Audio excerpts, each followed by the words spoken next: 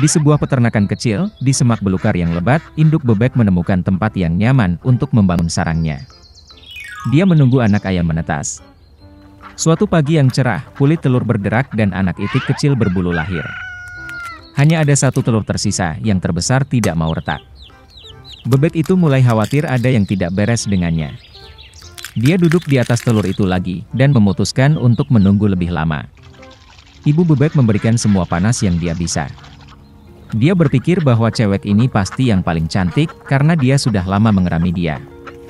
Segera seekor anak ayam menetas dari telur terakhir, tetapi tidak terlihat seperti anak itik lainnya sama sekali. Itu jauh lebih besar, dan bulunya berwarna abu-abu. Ibu bebek kesal melihat anak yang begitu jelek. Tapi dia berharap suatu hari nanti dia akan menjadi seperti teman-temannya. Anak bebek lainnya menertawakannya. Mereka menganggapnya menjijikkan dan tidak mau bermain dengannya. Keesokan paginya, induk bebek pergi bersama anak-anaknya ke danau. Yang mengejutkan, bebek jelek itu berenang begitu juga yang lainnya. Bebek itu kemudian membawa anak-anaknya ke peternakan unggas untuk diperkenalkan kepada masyarakat. Dia memberitahu bebek tentang aturan perilaku dengan penduduk setempat. Bebek itu mempersembahkan induknya kepada Drake gemuk paling mulia, tetapi dia menyerang itik jelek, dan dia terpaksa melindungi anaknya yang gagal. Fat Drake memerintahkan untuk mengusir orang aneh itu keluar dari halaman. Ibu meyakinkan bahwa dia akan tumbuh dan menjadi seperti anak itik lainnya. Tidak dapat menahan bullying dan penghinaan, itik jelek meninggalkan kandang unggas. Untuk mencari tempat yang lebih aman, dia menemukan sebuah danau yang indah, di mana tidak ada seorang pun. Dan anak itik itu memutuskan untuk tinggal di sini untuk hidup. Waktu telah berlalu. Meskipun kesepian, bebek jelek itu senang karena tidak ada yang menyinggung perasaannya. Dan kemudian suatu hari, seekor burung putih yang indah dengan leher panjang terbang ke danau. Bebek jelek tidak tahu jenis burung apa itu, tetapi dia melihatnya dengan kagum. Dia mencintainya dengan sepenuh hati. Betapa anak itik ingin menjadi seperti burung putih yang cantik ini.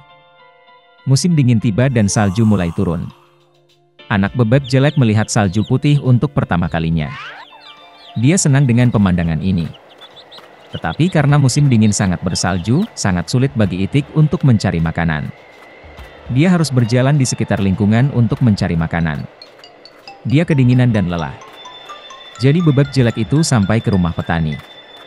Ketika petani itu melihat anak ayam yang kurus dan tidak bahagia, dia merasa kasihan padanya. Petani memutuskan bahwa dia akan memelihara bebek bersamanya sampai dia gemuk dan dewasa. Musim semi telah tiba. Pemiliknya merawat anak ayam itu dengan baik, dan dia tumbuh besar. Anak itik itu sudah membutuhkan banyak tempat, dan petani itu memutuskan untuk melepaskannya ke danau. Berdiri di tepi danau, anak itik jelek itu memandang bayangannya di dalam air. Dan dia tidak bisa mempercayai matanya, dia tidak bisa mengenali dirinya sendiri, dan berpikir bahwa ada orang lain di belakangnya. Dan kemudian anak itik itu menyadari bahwa burung yang mengagumkan dalam pantulan itu adalah dirinya sendiri.